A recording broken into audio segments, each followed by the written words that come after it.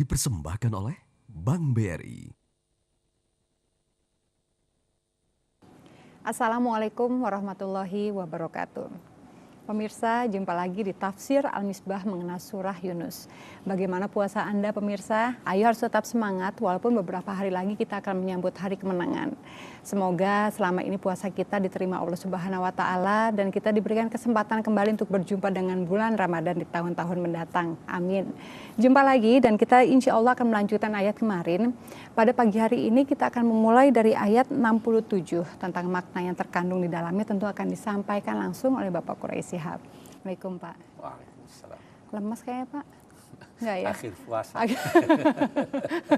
Akhir puasa agak lemas ya Pak. Pada hari ini Pak, saya bawa tamu dari keluarganya Mbak Ita Mustafa. Ya Mbak. Makasih udah datang ke sini nemenin Ina. Nanti boleh tanya-tanya langsung sama Bapak, tapi di segmen 3 kita boleh ada pertanyaan ya, insya Allah. Kita akan mulai ayat kita Pak. Baik, kita mulai. Baik, bismillahirrahmanirrahim. Saya ingin mengungkapkan dulu satu mukaddimah dalam konteks memahami kitab suci Al-Quran. Bahasa Al-Quran itu singkat tapi padat.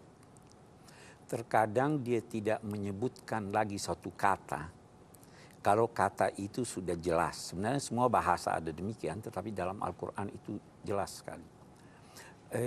Bahasa Al-Quran atau bahasa Arab membedakan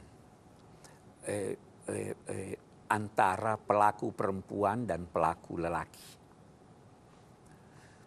Tetapi kalau ada satu sifat, ada sesuatu yang tidak bisa dilakukan oleh lelaki, maka tanda bahwa pelakunya perempuan tidak lagi disebutnya. Saya beri contoh. Kalau ada orang mengangkut sesuatu,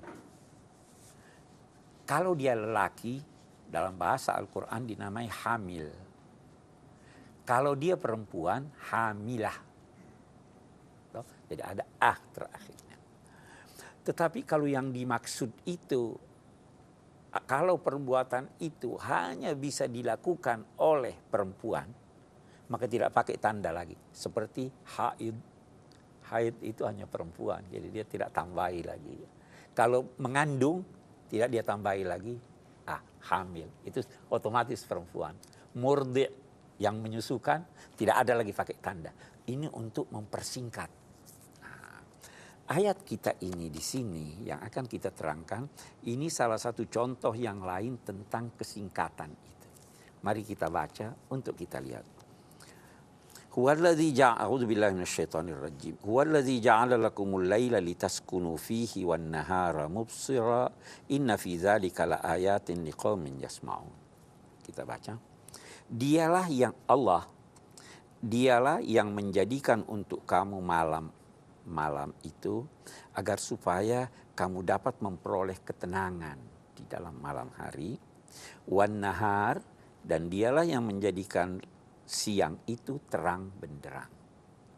Di sini kita lihat dia sebut malam tujuannya apa, dia sebut siang tanpa menyebut tujuannya apa.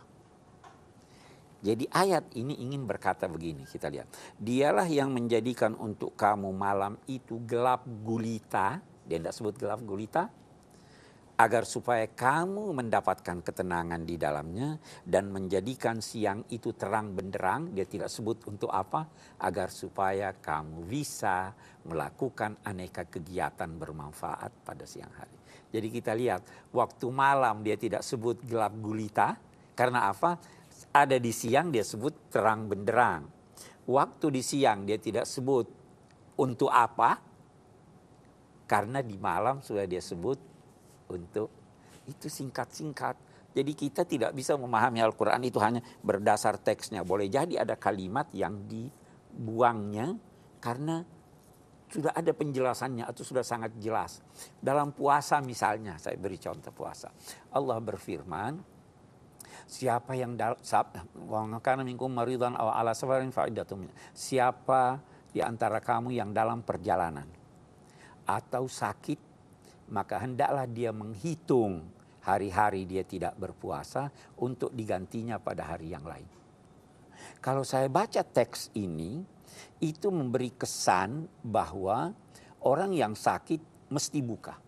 Orang yang dalam perjalanan mesti berbuka, tidak boleh puasa. Padahal di situ ada sisipan. Siapa di antara kamu yang dalam perjalanan atau sakit disisipkan dan dia tidak berpuasa ketika itu, hendaklah dihitung hari-hari. Begitu seterusnya. Kita berbicara tentang orang-orang yang mempersekutukan Tuhan. Kita lihat. Qalu, mereka itu berkata, ittakhadallahu walada. Allah mengangkat anak. Allah mengangkat anak. Ada yang mengartikan Allah memilih anak. Jadi mereka berkata Allah mengangkat anak atau memilih anak. Yang dimaksud dengan mereka di sini banyak. Orang-orang musyrik Mekah beranggapan bahwa malaikat itu anak Tuhan. Orang-orang Yahudi berkata Uzair itu anak Tuhan. Orang-orang Kristen berkata Isa itu anak Tuhan. Keyakinan dan kepercayaan ini dibantah oleh Al-Quran. Pertama dengan menyatakan subhanahu. Sungguh mengherankan ucapan itu. Maha suci Allah dari apa yang mereka ucapkan itu. Dia yang al-ghani, yang tidak butuh. Ghani itu, kaya itu artinya tidak butuh. Kalau orang punya banyak uang tapi masih terus butuh, itu miskin. Ya kan? Kalau orang punya uang sedikit tapi sudah tidak membutuhkan yang lain, itu namanya kaya. Allah maha kaya, tidak butuh sesuatu. Nah, mari kita lihat apa kaitannya dengan anak. Kita manusia butuh anak atau tidak? Apalagi perempuan ya. Itu dambaan.